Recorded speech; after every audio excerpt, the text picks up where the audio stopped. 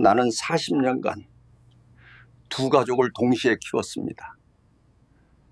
이건 고백입니다. 제 이름은 김영수입니다. 올해 75이에요. 췌장암 말기 판정받았고 의사 말로는 석 달 정도 남았답니다. 길어야 넉 달이래요. 통증은 매일 심해지고 약으론 더 이상 안 듣습니다. 그래서 이 영상을 찍습니다. 제 자식들한테 직접 말할 용기가 없어서요. 아니, 용기가 없다는 말도 거짓말이네요. 그냥 무서운 겁니다. 눈 마주치기가. 그 눈빛을 감당할 자신이 없어요. 나는 1982년부터 2016년까지 34년간 두 가족을 동시에 꾸렸습니다. 본처와 사이에 자녀 셋, 그리고 다른 여자와 사이에 자녀 둘. 모두 제 친자식들입니다. 혈육들이에요. 봄과 애들은 이 영상을 보고 처음 알게 될 겁니다. 아빠가 매주 출장 간다고 했던 그 시간들, 명절에 회사 당직 선다고 했던 그날들, 추석에 못 내려간다고 했던 그 해들, 전부 거짓말이었어요. 거짓말이라는 말도 부족하죠. 사기였습니다. 34년간의 조직적인 사기, 치밀하게 계획된 배신, 좋은 사람으로 죽고 싶지 않습니다. 이건 변명이 아니라 고백입니다. 착한 아버지로 기억되고 싶지 않아요. 그럴 자격이 없으니까 그냥 있는 그대로 말하려고 합니다. 추하게, 비겁하게, 솔직하게. 처음부터 천천히 말해보겠습니다. 처음엔 평범한 가장이었습니다. 그땐 정말 그랬어요. 믿기지 않겠지만 사실입니다. 1975년 5월 어느 일요일 오후 2시, 나는 선을 봐서 지금의, 아니 당시 아내를 만났습니다. 명동 어느 다방이었어요. 28, 30. 그때는 그게 늦은 결혼이었어요.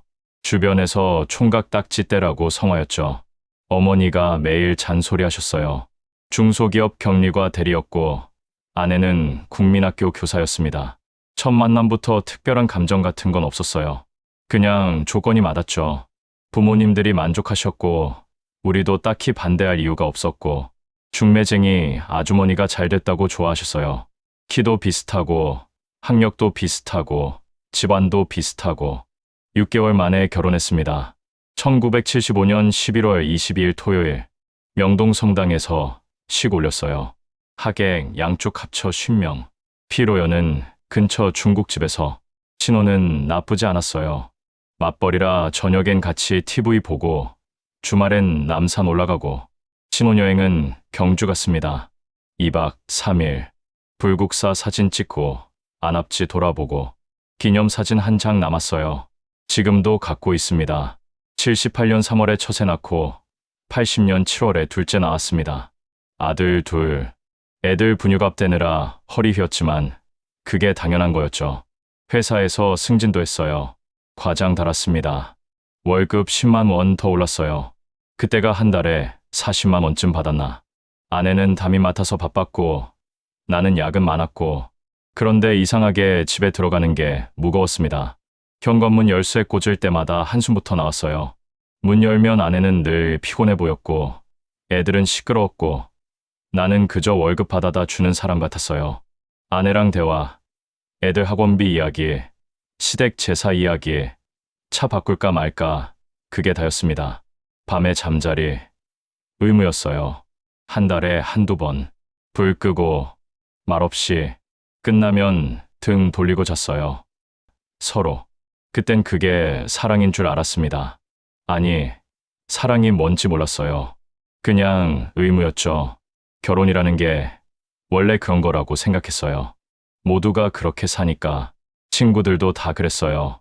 술자리에서 아내 욕하고 집엔 늦게 들어가고 그게 남자의 삶이라고 생각했습니다. 그런데 1982년 봄 회사 회식 자리에서 모든 게 달라졌습니다. 그해 봄 정확히는 4월 첫 주 월요일 우리 부서에 신입사원이 들어왔습니다. 23 여자애였어요. 이름은 말 안 하겠습니다. 그 애한테도 가족이 있으니까 지금쯤 환갑 넘었을 거예요. 대학은 안 나왔지만 영어를 좀 했고 타자 속도가 빨랐습니다. 전자타자기 치는 게 신기했어요. 그때만 해도 수기로 쓰던 시절이었거든요. 처음엔 그냥 귀여운 후배였어요. 점심 같이 먹고 퇴근길에 지하철역까지 같이 가고, 그 애가 서류 정리하면 내가 도장 찍어주고, 내가 계산 틀리면 그 애가 고쳐주고, 웃을 때 보조개가 들어갔어요. 목소리가 맑았어요.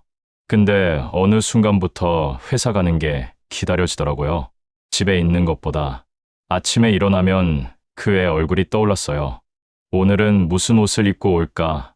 점심은 뭘 먹을까? 그 애 옆에 앉아 있으면 숨쉬기가 편했어요. 아내한테는 한 번도 느껴본 적 없는 감정이었습니다. 출근길에 거울 보게 됐어요. 머리 기름 바르고, 양복 먼지 털고, 구두도 닦았어요. 석 달쯤 됐을 때 야근하고 소주 한잔 했어요. 회사 근처 포장마차에서 그 애가 힘들다고 했어요. 일이 어렵다고. 내가 위로했죠.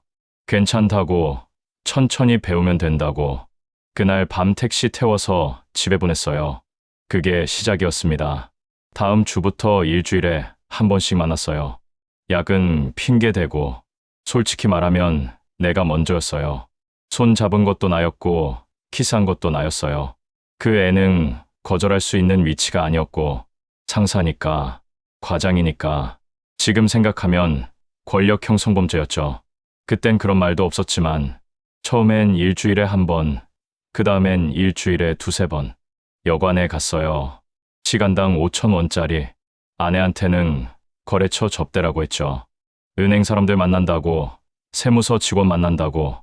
아내는 의심 안 했어요. 그럴 리가 없다고 생각했겠죠. 성실한 남편이니까. 6개월 후 어느 금요일 저녁, 그 애가 울면서 전화했습니다.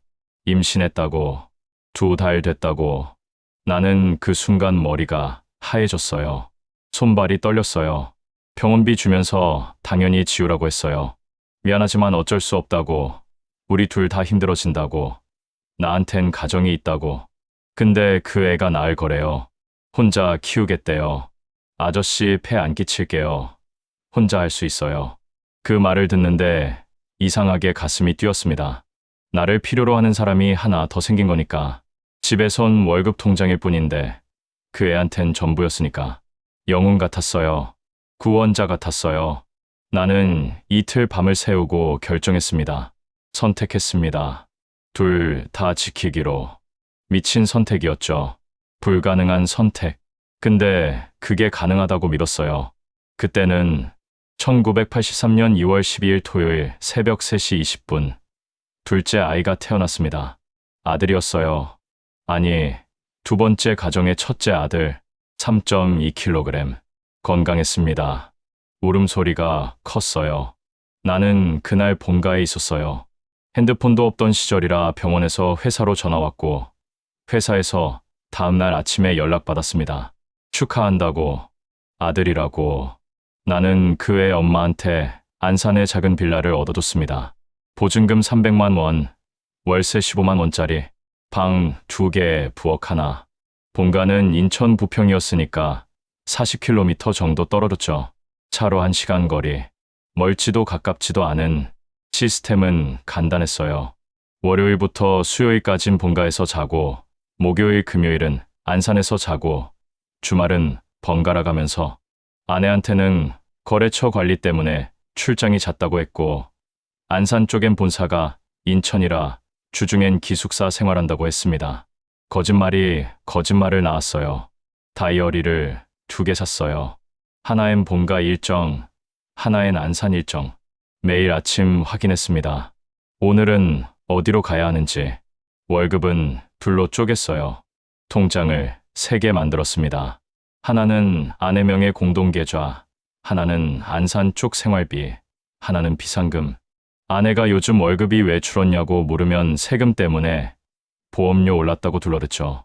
실은 절반을 안산으로 보내고 있었는데 아내 월급이 있으니까 본가 생활은 그럭저럭 돌아갔어요. 1985년엔 본가에서 셋째를 낳았고 딸이었어요. 1997년엔 안산에서도 딸을 하나 더 낳았어요. 그 사이 15년, 나는 들키지 않는 법에 익숙해졌습니다. 2집 냉장고에 뭐가 있는지 외웠고, 2집 애들 담임 선생님 이름 외웠고, 2집 동네 슈퍼 아저씨 이름까지 외웠어요. 옷도 2벌씩 샀어요. 똑같은 걸로. 양복, 와이셔츠, 넥타이, 본가 옷장에 한 벌, 안산 옷장에 한 벌, 향수도 같은 걸 썼어요. 의심받지 않게. 본가 애들은 아빠가 출장 많은 줄 알았고, 안산 애들은 아빠가 기숙사에 사는 줄 알았어요. 생일 챙기는 것도 시스템이었습니다. 달력에 빨간 펜으로 본가, 파란 펜으로 안산, 생일, 입학식, 졸업식, 학부모 상담 날짜 다 적었어요. 겹치면 한쪽을 포기했죠. 주로 안산 쪽을. 미안하지만 본가가 우선이었으니까. 법적 아내니까. 1992년 어느 토요일, 본가 큰애, 초등학교 입학식이랑 안산 쪽 첫째 유치원 졸업식이 겹쳤어요. 나는 본가를 선택했습니다. 안산 쪽엔 회사 긴급 회의라고 거짓말했어요. 전화로 미안하다고만 했죠. 그 애 엄마 목소리가 떨리더군요. 괜찮다고 했지만 괜찮지 않았겠죠. 놀라운 건 15년간 단 한 번도 들키지 않았다는 겁니다. 나는 두 집에서 모두 좋은 아빠였어요. 그렇게 믿었습니다. 완벽한 이중생활. 나는 그게 능력이라고 착각했어요. 자랑스러웠어요. 두 가족 모두 먹여 살리고 있다고. 영웅인 줄 알았어요. 그러다 2002년쯤 아주 미세한 균열이 시작했습니다. 2018년 11월 13일 화요일 새벽 5시에 아내가 죽었습니다. 뇌출혈이었어요. 화장실에서 쓰러진 걸 큰애가 발견했답니다. 119 부르고 병원 갔지만 이미 늦었대요. 뇌사 상태였고 인공호흡기 달고 사흘 만에 갔습니다. 장례식장에서 나는 멍하니 서 있었어요. 눈물도 안 나왔어요. 슬프다기보다 당황스러웠습니다. 조문객들이 악수하고 가는데 얼굴도 안 보였어요. 장례 3일장 치르고 화장하고 납골당에 모셨어요. 그 다음 주 일요일, 본가 큰애가 유품 정리하자고 했어요. 옷장 정리하고 서랍 정리하고 먼지 쌓인 옷장 깊숙한 곳에서 낡은 공책 하나가 나왔어요. 일기장이었습니다. 표지에 1995년이라고 적혀 있었어요. 첫 페이지를 펼쳤어요. 1995년 3월 2일 목요일. 오늘도 남편은 출장이라고 했다. 와이셔츠 목에서 모르는 향수 냄새가 났다. 묻고 싶었지만 입이 안 떨어진다. 아이들 학비 생각하면 아무 말도 못하겠다. 손이 떨렸습니다. 다음 장을 넘겼어요. 1996년 5월 18일 토요일. 남편 지갑에서 모르는 아기 사진을 봤다. 우리 애들이 아니다. 뒤에 1995년 첫돌이라고 적혀 있었다. 토할 것 같았지만 참았다. 어떻게 물어야 하나. 1997년 12월 24일 수요일. 크리스마스인데 남편은 또 회사 당직이란다. 거짓말인 거 안다. 근데 어쩌나. 이혼하면 애들이, 내 인생이. 2001년 9월 15일. 남편 핸드폰에서 문자를 봤다. 당신 보고 싶어요. 사랑해요. 모르는 번호. 지웠다. 아무것도 못 봤다는 듯이. 1995년이요? 그때부터 알고 있었다고요? 23년 동안 나는 그 일기장 들고 한참을 멍하니 앉아 있었습니다. 페이지를 넘길 때마다 아내의 고통이 보였어요. 2005년, 2010년, 2015년. 매년 몇 줄씩. 더 이상 못 읽었습니다. 마지막 장은 2018년 10월이었어요. 쓰러지기 한 달 전. 이제 지쳤다. 더 이상 모르는 척할 힘이 없다. 그냥 끝났으면 좋겠다. 나는 울었어요. 처음으로. 아내 죽었을 때도 안 운 내가. 더 충격적인 건 그 다음이었어요. 장례식 끝나고 일주일 후 안산 쪽 여자한테 전화가 왔거든요. 아저씨, 저 다른데 시집 가려고요. 그렇게 말하더군요. 애들은 제가 키울게요. 이제 그만 연락하세요. 갑자기 무슨 소리냐고 물었죠. 유일한 사람 아니라는 거 2000년대 초반부터 알았어요. 지갑에서 가족 사진 봤거든요. 근데 애들 있으니까 그냥 받는 거 받고 살았죠. 미안하지만 이제 지겹거든요. 새 출발하고 싶어요. 두 여자 모두 알고 있었습니다. 나만 몰랐어요. 내가 완벽하게 속이고 있다고 착각한 건 그들은 침묵했던 거예요. 경제적 이유로. 아이들 때문에, 세상의 시선 때문에, 선택지가 없어서. 나는 그때 알았어야 했습니다. 내가 가장이 아니라 사기꾼이었다는 걸. 두 여자의 인생을 인질로 잡고 있었다는 걸. 하지만 진짜 피해자는 따로 있었어요. 하지만 아이들은 달랐습니다. 2015년 가을쯤부터 이상한 일들이 생기기 시작했어요. 본가 큰애가 갑자기 아빠 회사 한번 가보고 싶다고 하더라고요. 30 중반 먹은 놈이 갑자기 왜? 그때 그 놈은 이미 의심하고 있었던 겁니다. 뭔가 이상하다고 느꼈겠죠. 아버지 행동이 회피했죠. 요즘 바빠서 다음에. 근데 그놈이 어느 금요일 저녁 불쑥 회사 앞에 나타났어요. 퇴근 시간 맞춰서 나를 미행하더군요. 뒤따라오는 걸 눈치챘습니다. 백미러에 보였어요. 나는 그날 본가로 갔어요. 안산 가는 날이었지만 안산 쪽엔 회사 야근이라고 거짓말했죠. 더 큰 문제는 SNS였어요. 안산 쪽 둘째 딸애가 페이스북을 하는데 프로필에 우리 회사 이름을 써놨더라고요. 자랑스러운 우리 아빠 이러면서 회사 건물 사진까지 올렸어요. 본가 애들 중 누가 그걸 봤는지는 모르겠어요. 근데 2016년 여름 어느 날 안산 쪽 딸애가 전화했어요. 아빠 회사에 놀러 가도 되냐고. 친구한테 자랑하고 싶대요. 아빠 회사가 크다고. 나는 식은땀이 났습니다. 안 된다고 했죠. 요즘 회사 분위기가 안 좋아서 다음에. 근데 그 애는 이미 왔더라고요. 로비에서 본가 큰애랑 마주쳤다고 나중에 들었습니다. 둘 다 명함을 교환했대요. 같은 성을 보고 혹시 친척이냐고 물었대요. 서로 아니라고 했대요. 둘 다. 근데 이상하다고 느꼈겠죠. 나는 그때부터 매일 전화기 붙들고 살았어요. 언제 터질지 몰라서 밤에 잠도 못 잤어요. 악몽 꿨어요.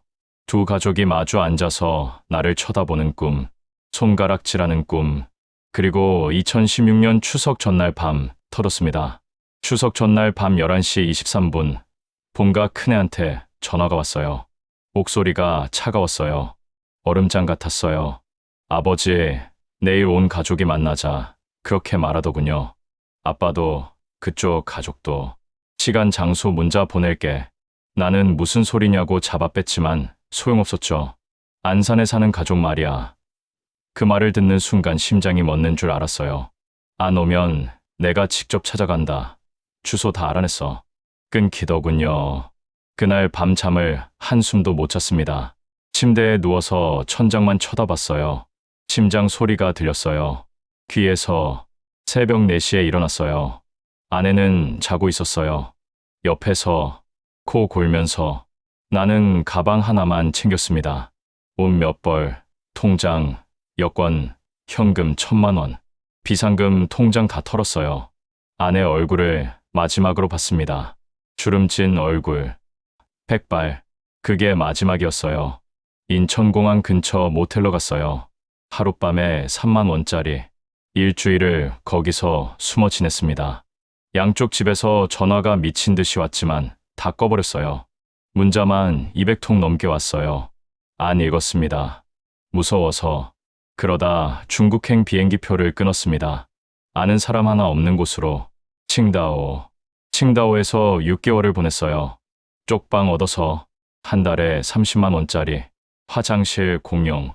매일 소주 마시면서 시간이 지나면 괜찮아질 거야. 잊을 거야. 그렇게 혼자 말했습니다. 도망쳤어요. 비겁하게. 70 가까운 나이에. 2017년 3월 돈이 떨어져서 돌아왔어요. 인천공항 내리자마자 본가 큰애한테 전화했습니다. 떨리는 손으로. 아빠다, 미안하다. 설명 좀 하고 싶은데 이혼 서류 도장 찍으러 법원 오세요. 그렇게 말하더군요. 어머니, 장례식은 2달 전에 끝났습니다. 다시는 연락하지 마세요. 끊기더군요. 돌아왔을 때 모든 것이 끝나 있었습니다.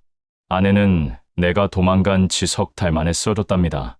2016년 12월 15일 뇌출혈. 병원에서 사흘 버티다가 갔대요. 큰애가 문자로 보내온 사진 속에서 아내는 너무 작아 보였어요. 관 속에서 얼굴이 평화로워 보였어요. 고통 없어 보였어요. 제3분할은 이미 끝나 있었습니다. 집, 예금, 퇴직금 전부 아내 명의였고 아내 사망 후엔 자식들이 상속받았죠. 내 목, 법적으론 있었어요. 절반. 근데 나는 청구 안 했습니다. 할 수가 없었어요. 변호사가 연락 왔어요. 청구하시겠냐고. 유류분이라도 받으시라고. 안 했어요. 면목이 없어서. 안산 쪽도 끝났어요. 그 여자는 2017년 여름에 재혼했고 애들은 새아빠 성을 따랐습니다. 김영수라는 사람은 모릅니다. 법원에 친생부인 서류를 냈더군요. 친부 아니라고. DNA 검사 요구할 수도 있었지만 안 했어요. 그럴 자격 없으니까. 자식이 5인데 연락하는 놈이 하나도 없어요. 번호 다 바꿨습니다. 명절 때 문자 보내면 수신거부만 뜹니다. 본가 애들한텐 카톡 보냈어요. 읽음 표시도 안 떠요. 차단당했습니다. 지금 나는 고시원에 삽니다. 월 35만 원짜리. 3평, 화장실 공용, 샤워실 공용, 기초생활수급자 됐어요. 75세, 한 달에 생계급여 50만 원 받아요. 거기서 방세 내고 밥 사 먹고 약 사고 병원비, 의료급여로 겨우 해결합니다. 항암 치료는 포기했어요. 돈도 없고 의미도 없고 어차피 죽을 건데 간병인 없어요. 이 영상도 고시원 책상에 핸드폰 세워놓고 혼자 찍는 겁니다. 삼각대도 없어요. 책 쌓아서 각도 맞췄어요. 죽을 때도 혼자겠죠. 무연고 사망자로. 나는 벌을 받지 않았습니다. 법적으로는 감옥도 안 갔어요. 벌금도 안 냈어요. 중혼도 아니었고 사기도 아니었고 그냥 비도덕적인 인간이었을 뿐. 법은 나를 처벌 안 했어요. 자식들이 처벌했죠. 완벽하게. 그래서 이 영상을 찍습니다. 이 영상을 왜 찍냐고요? 용서받으려고? 아닙니다. 나는 용서받을 수 없다는 거 압니다. 다만 너희들이 알아줬으면 해서. 아빠가 나쁜 사람은 아니었다는 걸. 그냥 사랑이 2개였던 것뿐이에요. 둘 다 진심이었어요. 거짓말 같지? 나도 안다. 말이 안 되는 소리라는 거. 근데 정말이야. 본가 애들 엄마도 사랑했고 안산 애들 엄마도 사랑했어. 다른 종류의 사랑이었어.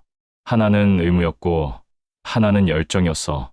둘 다 필요했어요.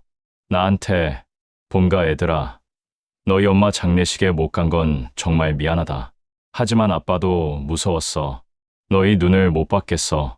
용서해달라는 게 아니야. 이해해달라는 것도 아니고 그냥 알아줘. 아빠도 사람이었다는 거. 완벽하지 못한 약한 인간이었다는 거. 안산 쪽 애들아, 너희한테도 좋은 아빠였잖아. 놀이공원도 데려갔고 자전거도 사줬어. 생일날 케이크도 사줬고 운동회 때 응원도 갔잖아. 그것도 다 거짓이었냐? 아빠 진심이었어. 너희 웃는 거 보면 행복했어. 정말이야. 나는 그냥 평범하게 살고 싶었어요. 근데 운명이 2갈래였던 거예요. 누구 하나 포기할 수가 없었어요. 포기하면 나 자신을 포기하는 것 같았어요. 죽기 전에 딱 한 번만 너희들 얼굴 보고 싶구나. 5명 다 한 자리에. 그게 아빠 마지막 소원이야. 이기적인 거 안다. 근데 정말 보고 싶어. 여보, 미안해. 당신 고생만 시켰네. 사랑한다는 말 한 번 제대로 못했네. 당신도. 미안해. 2분 다 내가 망쳤어. 2분 인생을. 나는 평생 좋은 아버지가 아니라 비겁한 인간이었다.